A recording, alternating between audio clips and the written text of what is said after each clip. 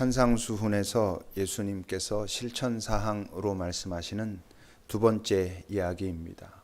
첫 번째는 살인하지 말라와 관련된 말씀을 가르치셨죠. 오늘은 간음하지 말라와 관련된 부분입니다. 성경에서 간음은 두 개의 의미로 사용됩니다. 좁게는 성적인 의미이지요.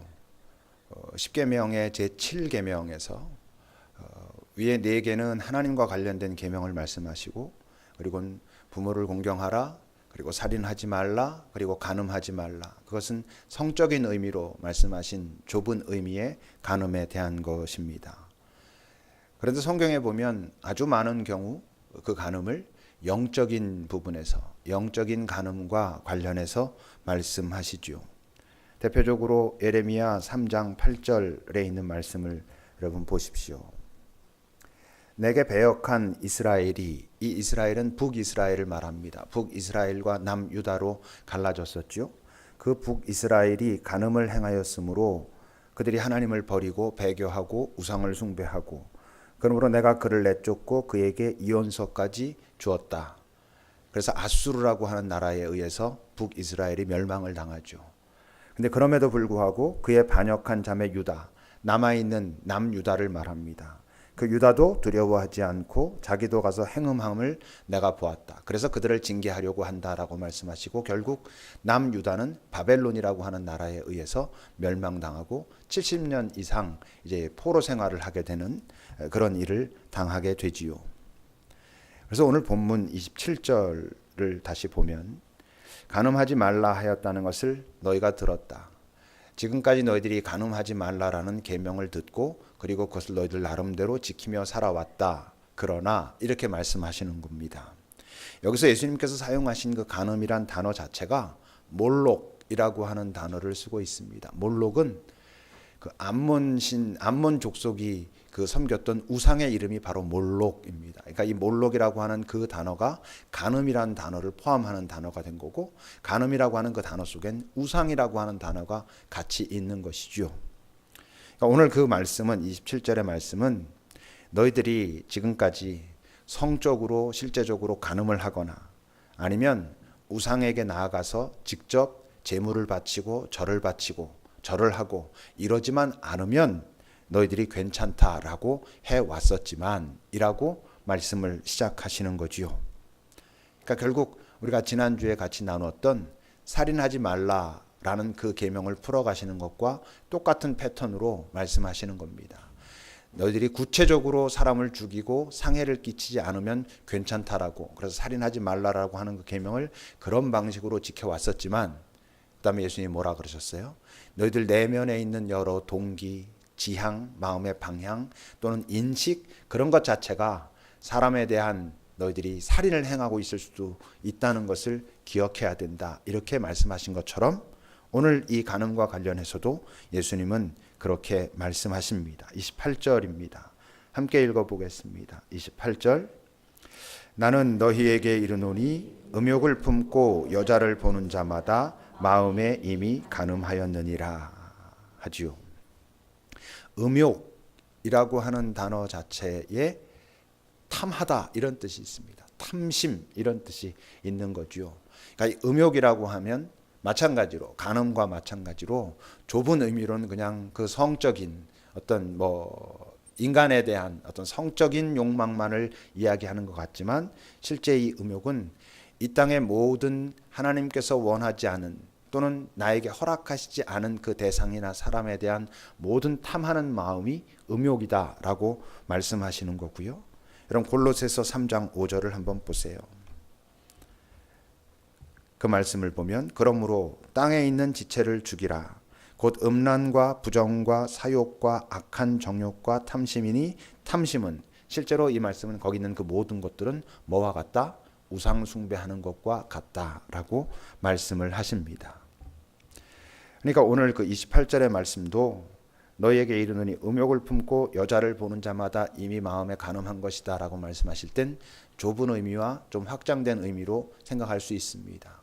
탐심을 가지고 하나님께서 허락하시는 바른 욕심이 아닌 자기의 욕망을 채우고자 하는 그 탐심을 가지고 여자를 보는 것, 이미 그것이 간음이고 성적으로 좀 확장되면 그 여자는 어떻게 비유될 수 있겠습니까?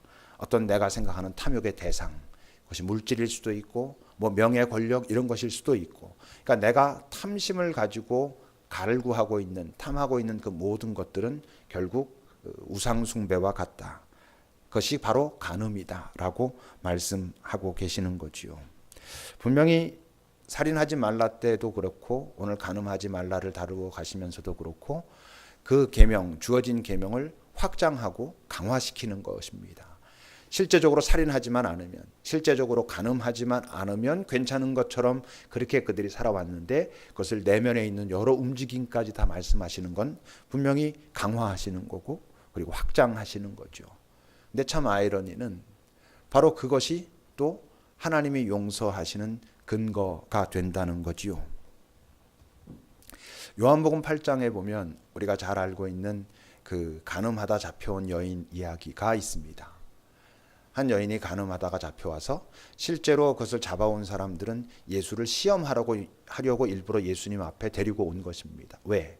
모세의 율법에는 간음하다 잡힌 여자는 돌로 쳐서 죽이라 그랬거든요. 근데 예수님이 그 율법대로 해라 그러면 이 사람이 지금까지 말했던 사랑과 어긋나는 것처럼 되고, 살려둬라 그러면 이 사람은 역시 계명을 안 지키는 사람이야 라고 비난할 수 있는 거니까, 고소할 수 있는 거니까 예수를 시험하려고 잡아온 그런 사건이었습니다. 그런데 그 사건을 잘 보면 우리가 할 수 있는 질문이 두 가지 정도가 있습니다. 첫째 질문은 도대체 왜 여자만 잡혀왔을까 하는 거지요.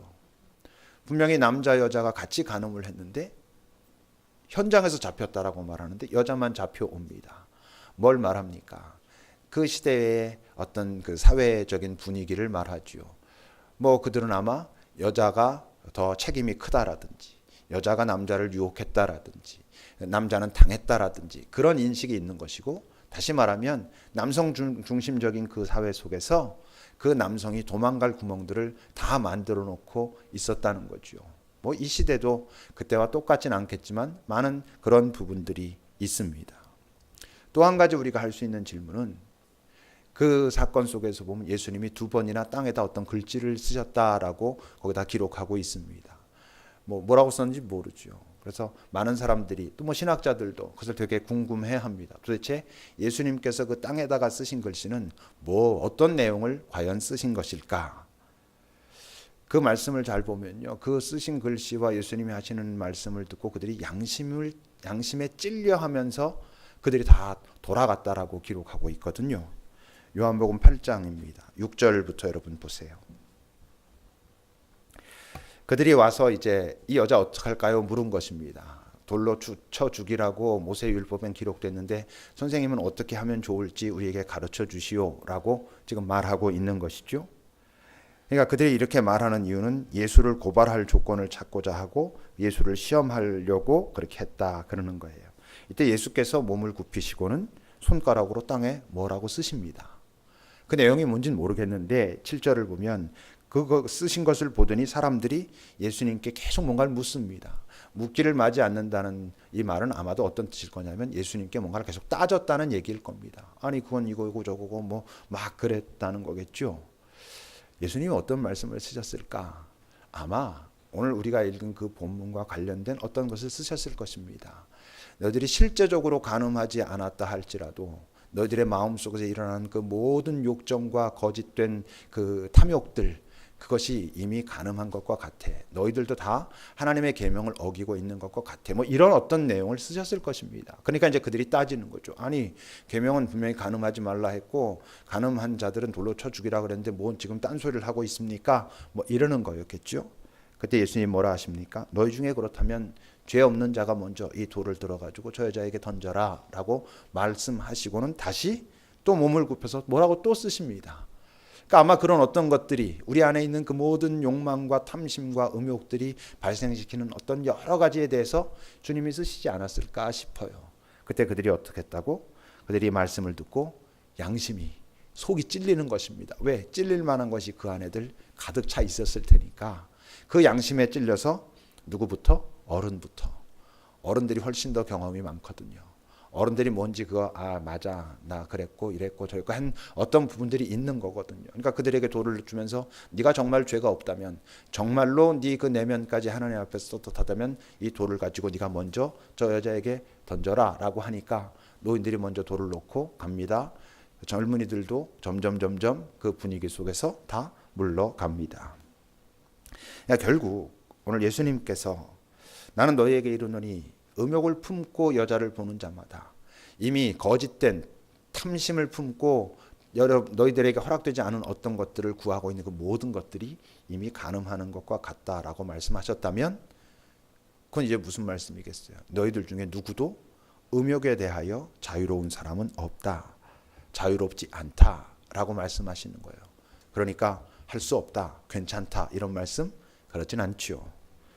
그리고 이제 주님께서는 그 다음에 그 음욕에 대한 해법을 제시하십니다. 그런데 그 해법이 엄청나게 급진적이지요.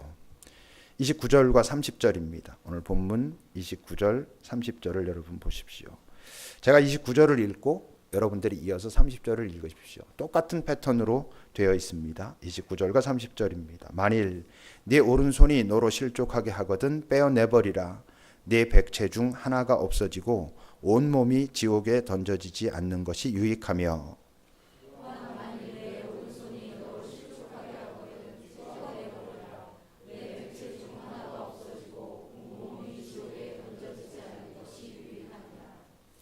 그 패턴이 똑같죠. 근데 거기 나오는 단어 하나하나가 다 중요하고 아주 그 중요하다는 뜻은 다 의미가 있다는 이야기입니다. 오른쪽, 눈, 손, 실족하다, 빼버리다, 찍어내버리다, 백체 중 하나, 온 몸, 지옥 다 의미가 있는 단어들이지요. 우선 먼저 그 백체 중 하나에 대해서 생각을 해봅시다. 백체 중 하나가 없어지고 나머지 99개 들고 지옥에 가지 않는 게, 다시 말해서 뭐 단순하게 표현하면 천국에 가는 게, 하나님 앞에 인정받는 게 그게 낫지 않냐라고 말씀하시는 거예요. 그것은 어떤 의미입니까?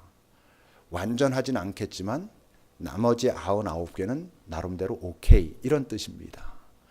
그 하나가 아주 심각한 문제가 있는 것이지 나머지 99개는 그래도 괜찮은데 이 하나 잘라내고 지옥에 가지 않는 것이 그게 낫다라고 말씀하신단 말이죠. 그것은 어떤 의미겠습니까? 나쁜 사람이라고 말할 때 여러분 나쁜 사람은 정확한 표현이 아닙니다. 그 사람을 나쁘게 하는 한두 개의 요인이 있는 것입니다. 우린 그것이 내가 마음에 안 들 때 그 사람 자체를 나쁜 사람이라고 말하고 싶지만 실제로 잘 보면 그 사람에게 괜찮은 부분들이 다 있습니다. 다 있는데 어떤 한두 개 몇 가지가 그 사람 전체를 나쁘게 이끌어가게 된다고 하는 것이죠. 오늘 예수님께서 눈과 손에 대해서 말씀하셨는데 여러분 눈이 뭐겠어요? 눈이 우리의 관심이죠. 내가 꽂혀있는 그것만 보이는 그 어떤 것인 거고, 손은 우리의 의지지요. 내가 행동하게 하고 이렇게 하게 하는. 그러니까 눈과 손이란 다시 말하면 나의 어떤 관심, 나의 의지인데 왜 굳이 예수님은 오른손이라고 오른눈이라고 말씀하셨겠어요? 이 시대에 이 사회 속에서 말하고 있는 오른쪽의 의미를 아시죠? 다시 말하면 예수님께서 지금 말씀하시는 오른눈과 오른손이라고 한다면 내 모든 관심을 이끌어내는 그 어떤 것, 내 모든 의지를 그것 아니면 안 될 것 같아가지고 거기에 내가 다 막 휩쓸려 들어가고 나를 휘감고 있는 어떤 나의 관심과 나의 의지를 말하는 것이죠. 그러니까 뭐겠어요? 내 오른 눈과 오른 손이 잘못되어 있으면, 다시 말해서 나름대로 나머지 99개는 괜찮은 듯한데 어떤 한두 가지가 어디에 확 꽂혀 있는데 그것이 나를 잘못되게 하면 이런 소리입니다. 실제로 우리가 그렇게 된다는 거지요. 그것이 잘못되면 어떻게 된다고? 온 몸이 지옥에 던져질 것이다. 이런 것과 마찬가지예요. 왜? 하나 빼고 지옥에 던져지지 않는 게 낫다. 그렇다는 얘기는 그 하나를 계속 네가 유지하고 고집하면 결국 지옥에 던져질 것이다. 이런 거니까. 온 몸이란 건 뭐겠어요?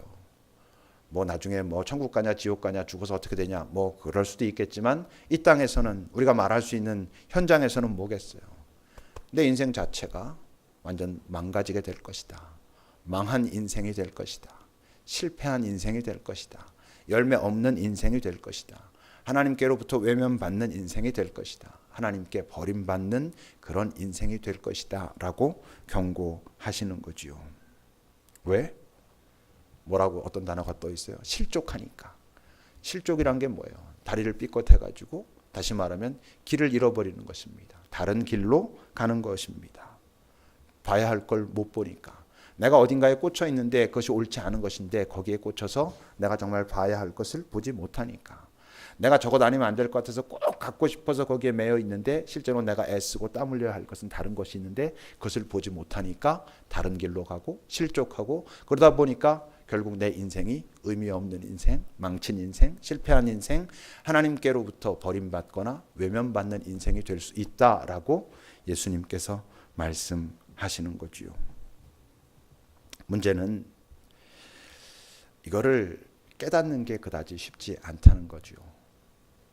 내가 지금 어딘가에 꽂혀 있고 내가 온 생각들이 거기에 가 있고 그것이 하고 싶고 갖고 싶고 되고 싶고 하고 있는 거기에 내가 꽂혀 있을 때 이게 내 인생을 망칠 수도 있겠구나. 이게 내 인생을 아무 열매 없는 무의미한 인생으로 그렇게 만들어 버릴 수도 있겠구나라는 것을 깨닫는 것이 쉽지 않습니다. 왜냐하면 내가 어딘가에 꽂혀 있지만 나름대로 이것저것 제대로 잘하고 있는 것들이 있을 수 있거든요. 제가 나름대로 목회를 잘하고 있을 수 있거든요. 하나님께서 원하시지 않는 어딘가에 꽂혀 있는데 실제로 나는 설교를 하고 사람들과 면담을 하고 이렇게 할 수 있거든요. 그런데 그 내가 꽂혀 있는 건 왜 꽂혀 있겠어요, 여러분? 그것이 주는 설렘이 있거든요. 그것이 주는 기쁨이 있거든요. 그러니까 꽂히지 재미도 없고 기쁨도 없고 힘들기만 하고 아픈데 뭐하러 거길 꽂히겠어요. 옳지도 않은데. 하나님께서 그건 아니야 라고 말씀하시는데 왜 거기 꽂히겠어요? 뭔가 거기 설렘이 있는 거거든요. 기쁨이 있는 거거든요. 그러니까 거기에 꽂혀 있습니다. 거기 꽂혀 있으니까 이게 내 인생을 망가뜨릴 수도 있겠구나. 내 인생을 정말 실패한 것으로 만들어 버릴 수도 있겠구나라고 하는 자각을 하기가 쉽지 않은 거죠. 그 설렘과 기쁨이 크고 또 가까이 있고 내 인생에 대한 전망은 저 멀리 있는 것 같고 언젠가는 또 제대로 갈 것 같고 이런 생각들을 우리가 가지고 있으니까 말입니다. 예수님은 그것을 어떻게 하라고? 빼버리라고, 찍어내버리라고 말씀하십니다. 그러니까 이것이 내 인생을 망가뜨릴 수도 있겠구나.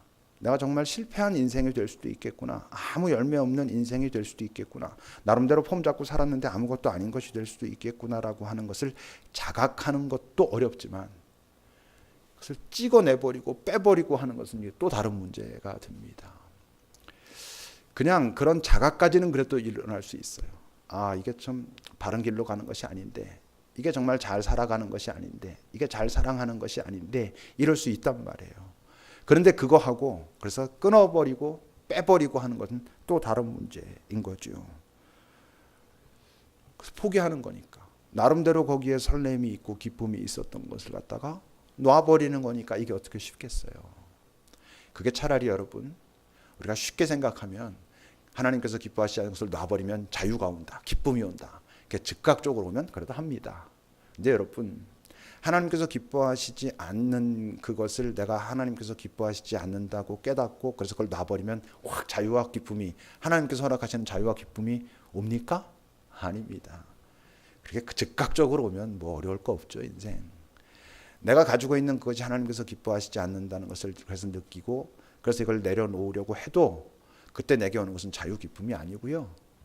묘한 무기력, 슬픔, 억울함, 분노, 자기 연민, 허탈함, 허전함 이런 것들이 나를 감싸는 것이죠. 그 감정들이 나를 감싸게 돼 있거든요. 바로 즐겁고 기쁘고 재미있지 결코 않거든요. 근데 또 문제는요. 그래도 정말 어떤 순간 하나님의 마음이 내게 확 임해서 어떤 땐 두려워서 어떤 땐 하나님이 끊을 수밖에 없도록 하셔서 끊었어. 잘라냈어. 빼버렸어. 그럼 이제 잘라내고 빼버렸으니까 이제 돼야 되잖아요. 근데 여러분 그렇게 잘라내도 끝이 아닙니다. 문제는 또 자랍니다. 이게 멀지 않아 금방 손이 자라고 눈도 바로 생겨서 그렇게 되게 돼 있습니다. 차라리 한번 잘라내면 안 자라면 약간 불편하지만 갈등 없으니까 그냥 살아. 한번 빼버리면 뭐 한 눈 하나 없어서 좀 힘들지만 그래도 다시 안 자라면 그냥 99개 쪽의 분위기를 가지고 살아. 근데 여러분 다시 나옵니다. 다시 자랍니다. 근데 다시 나오는 눈과 손은 크게 두 종류가 있습니다. 근데 대부분은 어떻겠어요? 이전과 비슷한 시각의 눈이 나오고요. 이전과 비슷한 그 갈망을 갖고 있는 손이 나옵니다. 비슷한 것들이 다시 나온다고요. 문제는 그런 것들이 비슷한 것이 다시 나오면 그 에너지는 더 강해지고요. 그것을 깨닫는 그 자각은 더 무뎌지게 돼 있습니다. 점점 거기에 익숙해지게 되는 것이죠. 왜 그럴까요? 왜 비슷한 게 나올까요?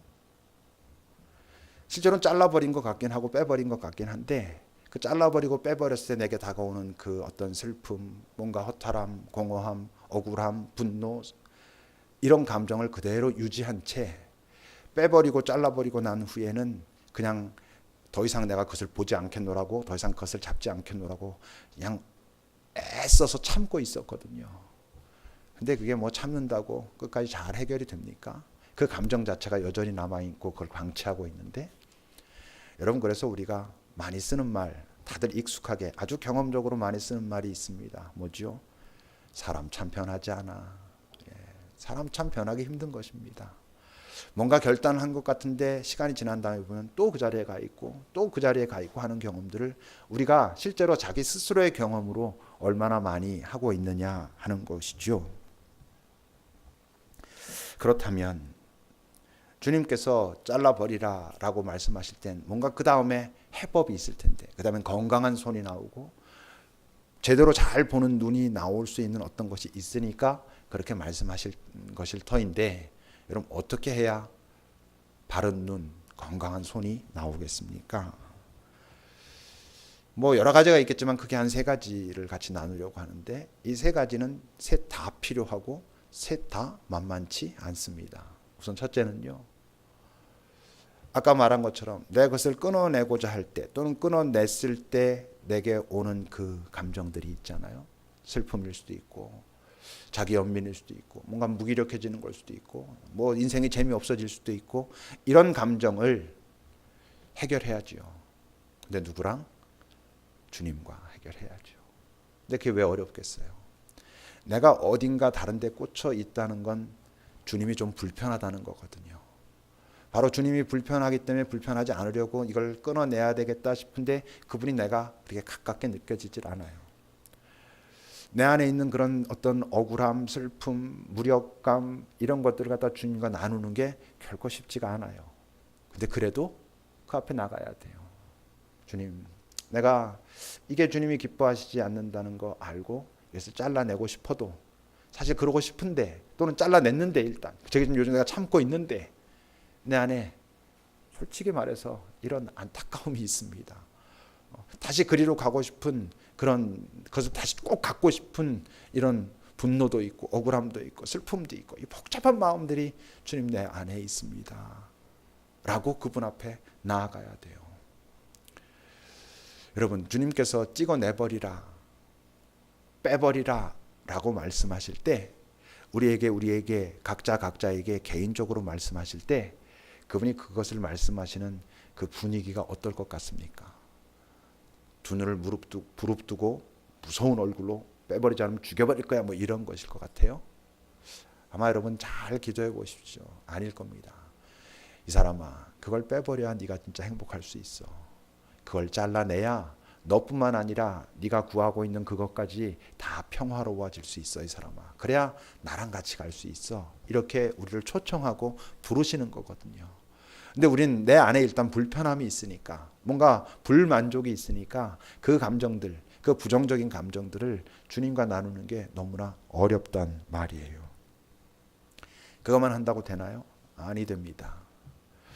여러분 참는 건 한계가 있다니까요. 그러니까 사람 참 변하지 않아라는 말도 우리가 잘 쓰지만요. 또 하나 잘 쓰는 게 있지요. 그게 뭐죠?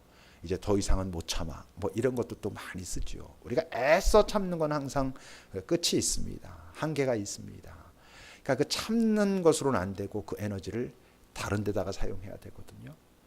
내가 지금은 내 마음이 온전히 그렇게 따라가진 않아도 내 주님께서 기뻐하실 만한 어떤 곳에 억지로라도 참여를 하고 에너지를 거기다 사용해야지 된다는 거죠.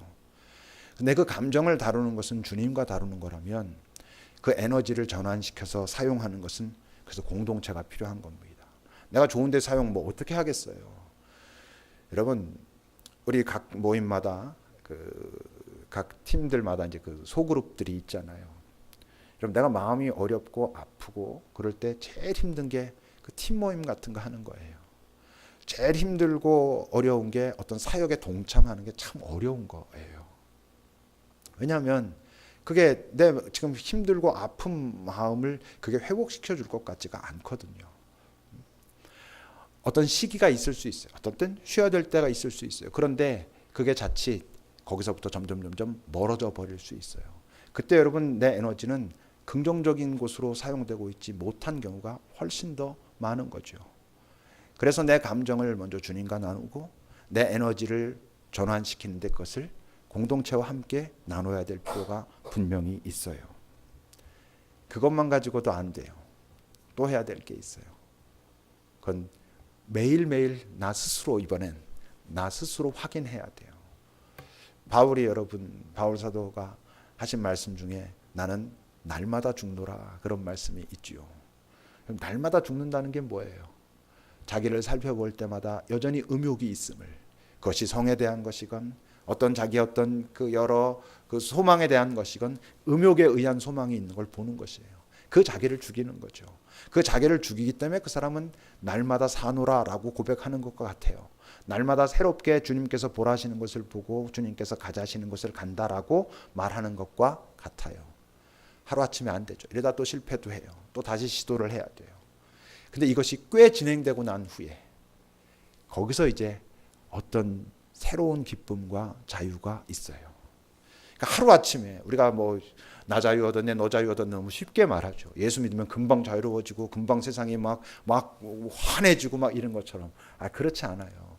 여러분 예수 믿고 그때가 참 어려운 거예요. 왜 이전에 즐거웠던 것들을 다 놔야 될 것 같은 그런 그 당혹스러움들이 우리 안에 있으니까. 그러니까 이 예수님께서 지금 하신 말씀은 하루아침에 한 방에 정말 찍어내버리고 빼버리면 딱 해결되는 것을 말씀하시는 게 아니에요. 오랜 시간에 걸쳐서 실패하지만 다시 일어나서 그분께 또 나아가서서 그분의 은혜와 긍휼과 자비와 그런 것들이 있기 전에는, 그러기 전엔 절대로 불가능한 것이죠. 음욕은 나쁜 것을 구하는 게 아니에요. 음욕은 나쁜 것을 갈망하는 게 아니라 음욕은 나쁜 마음으로 갈망하는 거예요. 나쁜 의도로 갈망하는 거란 말이에요. 그래서 나도 원래는 나쁘지 않아요. 내가 갈망하고 있는 대상도 나쁜 게 아니에요. 근데 내 마음이 나빠서 그 마음을 고집하다 보면 나도 나빠지고 그 대상도 나빠지게 되는 거예요. 그 각각의 존재의 소중한 의미를 놓쳐버리게 된다라고 하는 것이죠. 그뿐만이 아니에요. 음욕은 나도 나쁘게 하고 그 대상도 나쁘게 하지만 하나님과 내 주변에 있는 사람들을 아프게 해요. 상처받게 하는 것이죠. 그러니까 어떻겠어요?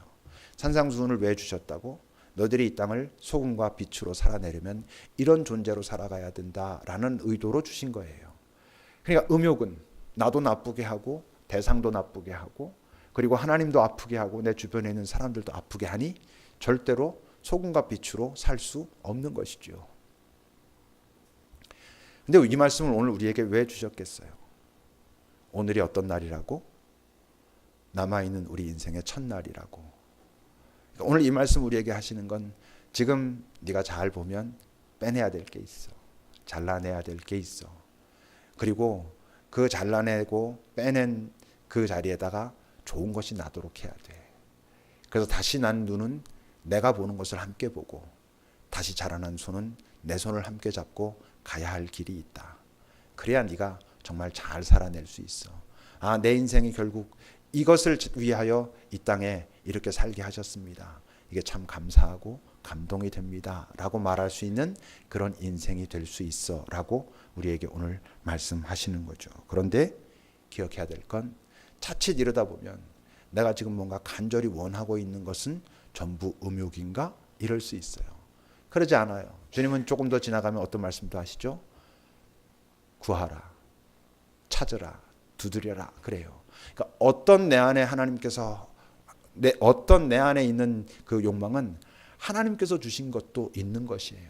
그러니까 잘 식별해야죠. 내가 가지고 있는 이 욕망이, 이 바람이, 이 소망이 하나님을 멀리하게 하는가, 하나님을 싫어하게 하는가, 하나님의 영광을 가리우는가, 사람들을 아프게 하고 사람들을 힘들게 하는가, 아니면 이것이 사람들의 마음을 모으게 하고 하나님께 영광이 되게 하고 세상을 조금 더 평화롭게 만들어 가는가를 잘 식별하면서 그것이 정말 거룩한 욕심인지 아니면 탐심이고 음욕인지 잘 살피고, 거룩한 것이라면 다시 주님을 보고 주의 손을 붙들 것이고, 아니라면 빼내고 새롭게 나오기를 기대하고 기다리면서 주님께 긍휼을 구하고 기도합시다. 주의 말씀을 제가 다시 읽겠습니다. 오늘 주님께서 특별히 나에게 하시고자 하시는 음성은 무엇인지 여러분 들어보시죠. 또 간음하지 말라 하였다는 것을 너희가 들었으나 나는 너희에게 이르노니 음욕을 품고 여자를 보는 자마다 마음에 이미 간음하였느니라. 만일 네 오른 눈이 너로 실족하게 하거든 빼어내버리라. 네 백체 중 하나가 없어지고 온 몸이 지옥에 던져지지 않는 것이 유익하며, 또한 만일 네 오른손이 너로 실족하게 하거든 찍어내버리라. 네 백체 중 하나가 없어지고 온 몸이 지옥에 던져지지 않는 것이 유익하니라.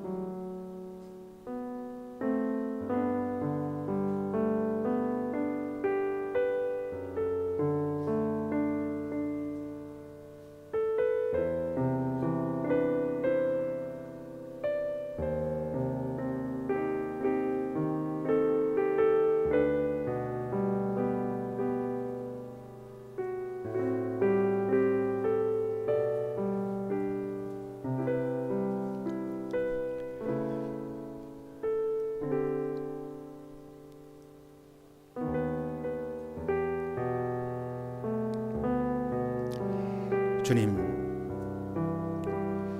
내 백체 중 99개가 좀 허접해도 내 오른 눈과 오른손은 주님께서 보시는 것을 보고 그리고 주의 손을 붙잡고 있어야 결국 제대로 갈 거라는 것을 우리가 깨닫게 하옵소서. 나름 괜찮은 99개의 마음을 빼앗기곤 내 오른 눈과 오른손은 나를 실족해 하는 것을 향하여 가지 않도록 우리가 잘 깨어 주님의 마음을 우리 안에서 잘 확인하게 하옵소서. 예수님의 이름으로 기도합니다. 아멘.